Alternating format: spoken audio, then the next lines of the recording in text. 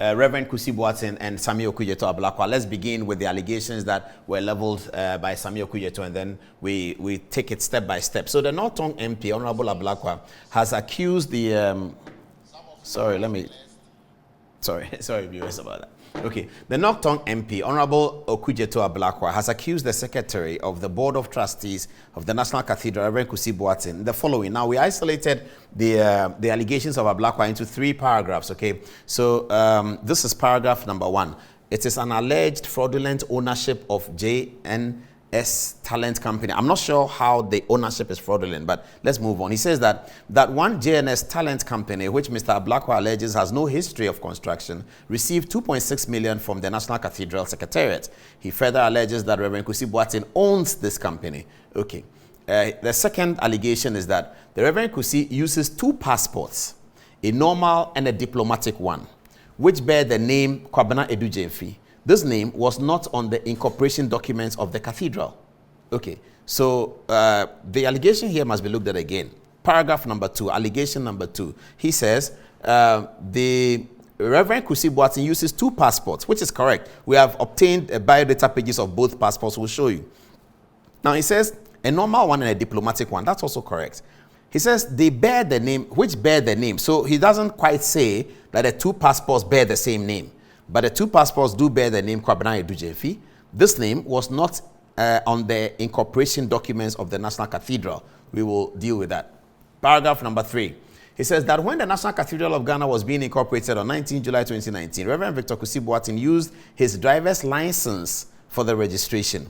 He said the said driver's license bears the name Boateng Victor Kusi, which with different date of birth captured as 1971 date of birth, making him 2 years younger than what is presented in the Kwabena Edujemfi passport. So these are the 3 allegations that has been made by the Honorable Member of Parliament. So let's summarize them very quickly. 1, that the talent company has no history of construction and did receive 2.6 million cedis from the National Cathedral being paid for purposes of engineering works. That's the allegation he makes. Okay, allegation number 2 is that he has 2 passports and they bear a different name. Allegation number 3 is that he had used his driver's license to register at the National Cathedral. Okay, so now let's put Reverend Kusi Boateng on. Let's go to the next photograph that will show the Reverend Kusi Boateng and the 2 names, and then we come further down. So this is Reverend Kusi Boateng, and this is Reverend Kusi Boateng. Same person. Okay, here he's sitting on Asasi Radio talking about something. Here he has his own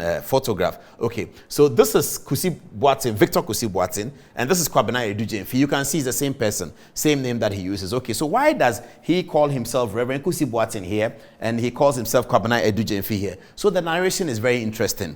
Now, Reverend Kusi Boateng grew up in Kumasi, and people who are in Kumasi know that he grew up in Kumasi. Everybody knows that. That's a notorious fact that we don't even need to plead. Okay, so he lives in Kumasi, grew up in Kumasi. Now, this is the reason why there's a disparity between Kusi Boateng and the Kwabena Edujemfi. His father, his late father, was thought to be some businessman or something important in Kumasi. During the revolutionary era, and many people who are young will not even understand what I'm saying, but during the revolutionary era, politicians and businessmen were captured. Some of them were killed. Some of them got missing. Kwesi Pratt has a list of 230-something people who went missing during the revolutionary era. So Reverend Kusi Boateng's father was one of those who was killed in Kumasi during the revolutionary era as a result of what we later all called excesses of the revolution. So these excesses of J.J. Rawlins's revolution eliminated his father. His father became either collateral damage or a victim of some sort from this Rawlins issue. So when his father was killed, his father was Kusi Boateng. When his father was killed, according to the story, the family decided that they were worried, they were afraid that the name Kusi Boateng might rub on the wrong side of the soldiers, and they might proceed to eliminate other people. And those whose parents had been killed in the revolution, those of us who lived in Bema camp and know some of them, we know that some of them left Ghana, they changed their names and all of that. So that's very common for those who know people who had become victims of the revolution. It's very, very common for people to be victims of the revolution and change their names, relocate. They don't want to come to Ghana anymore, all of that. So the Kusi Boateng is the old man's name, and he got killed. So they decided that they're going to change their name and take their maternal name. So the Edujemfi is their mother's name, their maternal name. So he took Kwabena Edujemfi and instead of Kusi Boateng, because he was concerned that continuing as Kusi Boateng might endanger something. He was young when his father died, but as he was growing up and God called him, he got into the ministry, he decided that, well, let's change the name. And I will come back to why that is important. So the name change from Kusi Boateng to Edu Gyamfi was as a result of the excesses of the revolution. Now, let's do the passport thing. I don't know whether they've written down. We're going to take you through 23 years of 9 passports. If you don't have it, let's just go to the passport thing. We're going to do 23 years of 9 passports. Okay, so let's start. All right, so this will be the first passport, okay? Now, so as I'm saying, we have obtained from Kusi Boateng's lawyers a 23-year span. The first passport we're going to show you is 2000. The last passport we'll show you is 2023. And we're going to walk through the date of birth and the names for all of these 9 passports. So let's start. Follow me on the touch screen if you don't mind. This is how we start. This is this passport. They'll put on the screen for you to see. Yes, you can see it now. So look at the details. You see it's surname Gyamfi, other names Kwabena Edu, and Ghanaian. Date of birth is 30th December 1969. He's male, and his place of birth is Kumasi, and the passport is issued in Accra is 17 July 2000, and it was to expire in 16 July 2010. A 10-year passport that was issued to Reverend Kusi Boateng. That's the first passport. Okay, follow me as we move on to the other passport. Next passport. Okay, this is the next passport. This was issued in 2002, 11th July 2002, and the other one, it expires in 2012. We are not sure why 2 years after he had a passport, he needed another one, but that happens all the time. The important thing is, let's go to the representation that he made to the passport office. So surname, Gyamfi, Kwabena Edu Gyamfi, Ghanaian, 1969. That's passport number 2. Let's move on. Passport number 3, obtained in May 2005 to expire in 2015. Name, Gyamfi, Kwabena Edu, Ghanaian, 1969 is obvious, is here, it's clear. Let's move to the next one. The next passport was obtained in 2008 and it was to expire in 2018. Again, you can see clearly that the name is there, Kwabena Edu Gyamfi. That's him. Same name and same date of birth. Significantly, the date of birth is where we have to keep an eye on, 1969. All right, let's move on. The next one is another passport, which is September issued in 2012 to expire in 2017. The name is the same, Kwabena Edu Gyamfi, date of birth 30th December 1969. Next passport, Kwabena Edu Gyamfi is there, there's Ghanaian, date of birth 1969. Now this passport is issued in 2014 to expire in 2023. We can see the details, and this information, we'll put it out on social media so you can rewind and cross-check and all of that. But that's the information. Next passport. Again, this passport now is issued on 7th April 2016 and it's expiring in 2021. Name, Kwabena Edu Gyamfi. Date of birth, 30th December 1969. Okay. Next passport is being issued. This one is one of the current ones. Yes, this is the latest one before the diplomatic passport, and we'll show you that as well.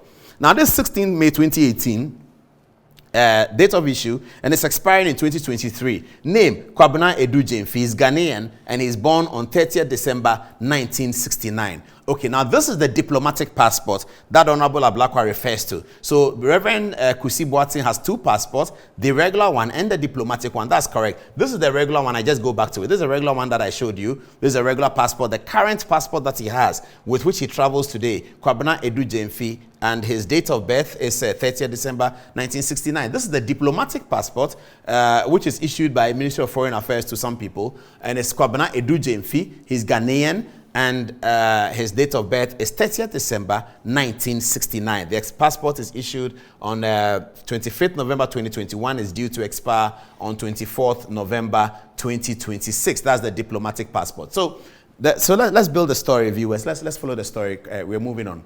So we've showed you 9 passports of the Reverend Kusi Boateng. We've now showed you how. Okay, so what did we say? It's 9 passports in 23 years. That's what we showed you so far. Now, Reverend Kusi Boateng is known as Reverend Kusi Boateng. That's the name that he traced with as a pastor. And all the 9 passports, as you saw, contain or represent the name Kwabena Edu Gyamfi. So we saw that, all the 9 passports. Now, let's get to take this off and let's get to the Ghana card. The Ghana card situation. We'll show you the Ghana card very quickly. It's going to come. Okay, so this is the Ghana card. So the Ghana card that many of us also have. So this Ghana card is issued in 2020 and then it expires in 2030. It is Kwabena Edu Jemfi. That's what is there. Ghana card, Ghanaian. Date of birth, significantly, is 30th December 1969. When he obtained the Ghana card, the information he gave the Ghana card is consistent with the information that shows up in his passport in terms of his name. And I have to say that there are 2 strands to the story. There's a 2.6 million, which is very easy to explain. And then there's identity, which we're going through. Because we believe that the Reverend Kusi Boateng will not fraudulently misrepresent, forge, and do things like that. As we build his profile, we'll show you. So now, here is the Ghana card. Okay. Now, let's go to the controversial driver's license, okay? Let's go to the controversial driver's license. Now, the question that bears asking is, if Reverend Kusi Boateng changed his name from Kusi Boateng to Kwabena Edu Jemfi when he was younger because his father died, why then did he pick up Reverend Kusi Boateng again? Why did he go back to the Kusi Boateng name? That's a story we're going to unravel right now. So meanwhile, here is the controversial driver's license, okay? So it is Boateng Victor Kusi. That's the name on it. This is not Kwabena Edu Jemfi. And you can see that the date of birth is showing as 1971. Here is it. Now, there it is. I hope it's on the TV for them to see. So you look at the center of your screen. It's a bit blurred, but 1, 2, 3 down, you see date of birth 7/09/71. Date of birth put there, and you have the name is Boateng Victor Kusi on the driver's license obtained in the year 2010 to expire in the year 2016. So that's very significant. A driver's license obtained in the year 2010 to expire in 2016. Okay, so what is the significance of reverting back to the name that you say you changed because your father was, if you like, killed by the PNDC? I'm sorry to say that, but killed by the PNDC, and then so you were afraid. Okay. The reason is that when he began his ministry as a prophet, and if you know Kumasi, and people like to go to church in Kumasi and all of Ghana, he was becoming a successful prophet. He wanted to restore the name of his father in his ministry so that when he started the ministry, people in Kumasi will be asking questions like, Kusi Boateng no uye no ne banini ana, and that's how his ministry caught fire. Because everyone was excited about the story they knew in Kumasi of this man who was brutally murdered by the soldiers, that years later his son is a prophet. And so that spared his ministry. And so for the purpose of his ministry, he's always maintained Victor Kusi Boateng to link up with the late father who died in Kumasi. So that's what he's been doing. So that he doesn't present that for any fraudulent purposes. And we'll go to what the Supreme Court says about this and you get it clear. So he says, I'm Reverend Kusi Boateng, then so that people in Kumasi can quickly connect to Kusi Boateng, and then he can build profile out of that. He can build following out of that, because it is a great story that at 10 years, 11 years, your father was killed, and then at 22, you come up as a great prophet. That's a great story. So to benefit from that story, he called himself Reverend Kusi Boateng. Now he's driver's license, he's on the road all the time. He put the Kusi Boateng in the driver's license so that when the police find out, and they pick the passport, they can recognize the name. Because as of today, and people were telling me today, they know he's Reverend Kusi Boateng. Nobody calls him Kwabena Edu Jemfi. But that's the name in the passport that he has used, because that's the name on all the business documents that he has done. This is the only one that has the Reverend Kusi Boateng. It is not fraudulent at all. There's nothing fraudulent about it. Okay, to show you that there's nothing fraudulent about it, let's get some details about, let's do some better content analysis. So the driver's license in issue is issued in 2010 and it expires in 2016. You can see that. Can we show them the license again? Okay, well, you can see on the screen now. So if you look at it, expires in 2016. Okay. Then in the same 2016, he acquires a new Ghanaian passport because the old one has expired. Now, viewers, keep your eye on this. This is very, very interesting. So in 2016, when the driver's license, the controversial one in which he refers to himself as Kusi Boateng, expires, in that same year, he obtains a passport. So if you look at the date of the expiry on your screen, it expires in 2016, I believe it's April. Now, if you come to the document on the right-hand side of your screen, you will now see that in the same year, April 2016, this is 7th April, a passport was issued. Check the name on the passport issued, it is Kwabena Edujemfi, because he kept the consistency with the passport. So it's not as if that he was changing names and changing something. That's not the point. I hope that viewers understand this, and we can please send your text messages urgently to Good Evening Ghana Official so that we can deal with all of these things. So that's the point. Now let's go to what the Supreme Court says about these kinds of things. And people have sent me this case. It's entitled Kofi Sapon versus Franklin Jantua. It's about a land issue. Let's move on and see what the Supreme Court says. So here we are relying on the Supreme Court to show you viewers that the Supreme Court of Ghana has recognized that because of our socio-cultural, anthropological nature, if you like, many Ghanaians would have a native name and will also have another name. Some of them for trading purposes, some of them for business purposes, and all of that. So somebody is called Kweus, but his name is Sapon Boateng. So if you are a banker and you work with him, his documents for the purpose of the business is Kweus, but his passport is Sapon Boateng. That he has not used the Kweus to misrepresent himself and to claim anything or to purport any fraud. The Supreme Court says that's okay. When did the Supreme Court say that? They said that right here. Let's go into the details and look at it. Okay. So in this matter, Kofi Sapon versus Franklin Jantua. Now I need the reporting. I need to get, where is it reported? Is GRL? Okay, there it is. Oh no, it's just a suit number, but I need, where has this case been reported? Is it Supreme Court of Ghana law reports? We need that so that our viewers can follow up. Okay, so let's get to the trial. Okay. The trial court also conceded that it is not illegal for any person to acquire property in his native name.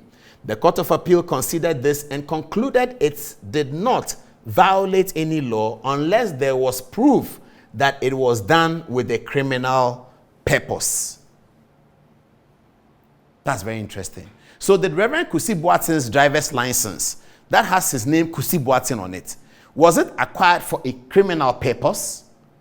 If the answer from the evidence is no, because when he was acquiring a passport later, he went back to Kwabena Edujemfi, and we know that Kusi Boateng, which is a name we all know, is actually his trading name. It is his original name, but he changed it at some point as a result of the revolution, brouhaha. Then he kept the mother's name, Edujemfi, in his passport, and when his ministry grew, he wanted the ministry to connect to his father's debacle. And it did, and it worked. And people in Kumasi welcomed him for that, because people naturally like young people who are able to come out of the woods. Your father died. Everybody knows your father was killed in Kumasi. You probably lost your livelihood. You came back and you became a prophet. And he's a prophet that people rely on. Many people believe in, believe his prophetic calling, I have to say. I have seen him, I admired him from a distance. And you saw his passion with the song that I showed. He's a very passionate prophet, Reverend Kusi Boateng. And many people like him. So the Kusi Boateng name worked. Now, the Supreme Court is saying, the Court of Appeal first, the Court of Appeal considered this, and they concluded that it did not violate any law. So the High Court considered it. The Court of Appeal also considered it, and all came to the conclusion that you have not violated any law if, as Paul Adom-Otchere, you acquire property as a Adom-Otchere, Adom, whatever it is. So long as you have not used that for criminal purposes. The question then to you, our viewers, is that the acquisition of a driver's license in 2010 that expired in 2016, that is no longer valid. It has expired.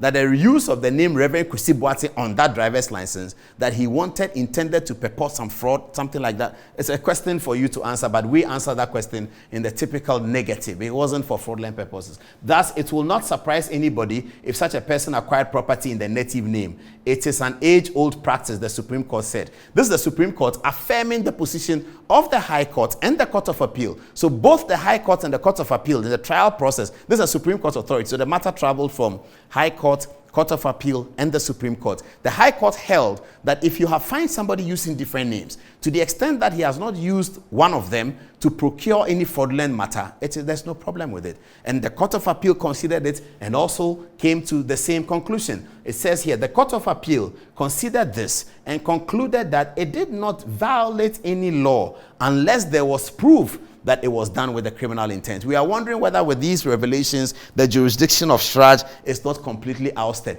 But let me go on with the story, and I'll get back to the other side of the story, which is about the 2.6 million. The cathedral has explained that the 2.6 million, can you imagine that story? I feel very sorry for Reverend Kusi Boateng and how he feel about this, because he is a secretary to the cathedral secretariat. They have to pay engineers some money. The engineers are saying that if you don't pay us, we will not get onto the ground. At that time, from the story we heard, the rains were about to set in. You know, the cathedral, they've dug the thing, the huge one. There's a video we'll show you. They've dug the cathedral video, the thing like that. So water is pouring in. The engineers are saying that if you don't give me money, I'm not going on. Reverend Kusi Boateng is desperate to see this cathedral work. He's a secretary. It's a voluntary job. He decided to come in himself to help and to support. Here is a man who has 51 branches of churches in America. He's a full-time prophet. He's doing his work, and I'll show you his international profile. But he's desperate for the cathedral to be built, like some of us are cathedral fundamentalists. It's a faith issue, so it's not common sense. So we cannot convince anybody that it's common sense. No, in fact, if you take common sense, it looks like it's not common sense. But as Apostle Paul said, he had read philosophy, he had read law, he has studied under Galileo. All the philosophy he has learned, it doesn't compare to the knowledge of Christ. Sometimes when people go to school, they think that they have more knowledge than Christ. It's okay, no problem. We think the cathedral must be built, but it's a subjective determination, so we can't impose it on people. It's subjective. Those of us who believe in the faith believe that the building of a cathedral changes a lot about the destiny of a country. A lot of people don't. Those who have been to school don't. The analysis don't show it. The common sense doesn't show it. So Reverend Kusi Boateng is with people like us who believe that this thing must be done. Now, he was the secretary to the thing and saw that the money is going to delay. He says, my company can pay that money. So his company advances the money to the cathedral, and the cathedral pays him back. It is the document of the cathedral paying him back that aroused the sensibilities of Okudzeto Ablakwa. And I thought that maybe he should have taken his time and gone through it properly, because he's a member of parliament. He saw that, hey, 2.6 million paid to JNS company. Check. Who is JNS company? We do that, or we all do that. So JNS company comes and says, hey, it's for Kusi Boateng, but the name there is Kwabena Edujemfi. He thinks he has a story. But my friend didn't have a story. Ablakwa didn't have a story. My very good friend, the Honorable Okudzeto Ablakwa, didn't have a story. There's no story in there. There's nothing in there. There's no fraud in there. Actually, it is to speak of a man who was patriotic, who lent money to a project that the government was doing so that he'll be paid back. He lent the money, he was paid back. Now, the cathedral have come to explain, and I have letters to show. And this is the point I was making. Thank you very much for the video. So, if you look at this video, you see that they had dug the trench in there. Now, the contractors are owed 2.6 million. They are saying that if you don't pay us, we won't continue. If the rains come upon this, you need to do more work. Because the rains were coming at the time, and Reverend Kusi Boateng felt that, look, I can do it. I will pay. I will pay the money, so you pay me back. The cathedral have spoken about that. They have said the same things I'm saying. So really, there's no problem about it. But